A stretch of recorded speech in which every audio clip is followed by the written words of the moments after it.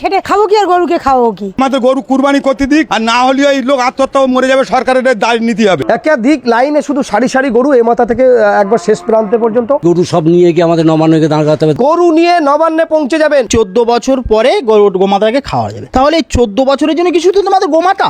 এই গরিব মানুষদের, এই গরু ব্যবসায়ীদের রিভিউ থেকে যেটা দেখলাম, এই ভিডিওর ভিত্তিতে দু একটা কথা বলবো। যে অর্থনৈতিক সংকট, যখন কোনো ক্ষতি, কোনো ব্যবসা শেষ হয়ে যায়, তখন ম্যাক্সিমাম গরিবদের ভুগতে হয়। এটা সকলেই জানেন অর্থনৈতিক সিস্টেমে।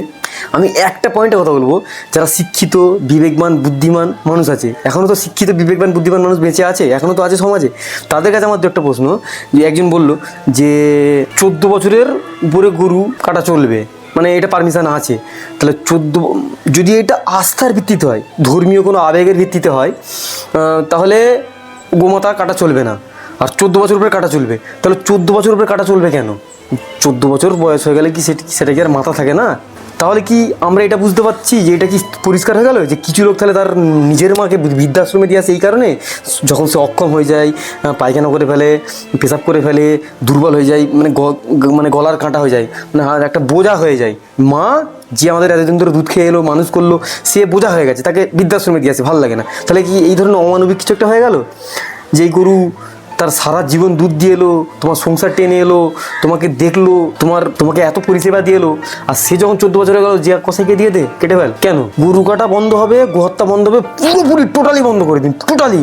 বিদেশে রপ্তানি হবে না, কিচ্ছু হবে না, কোনো গরুর গায়ে কেউ যেন হাত না দেয়, এরকম আইন বার করুন। এরকম দোগ লাইন কেন? এটা বলতে চাইছি আমি। গরু যখন বৃদ্ধ হয়ে যাবে, 14 বছর পেরিয়ে যাবে, তখন তো তাকে বরঞ্চ বেশি করে সেবা করা দরকার, তার প্রতি আস্থা আরও বেশি আসা দরকার, তাকে আরও বেশি সেবা করা দরকার।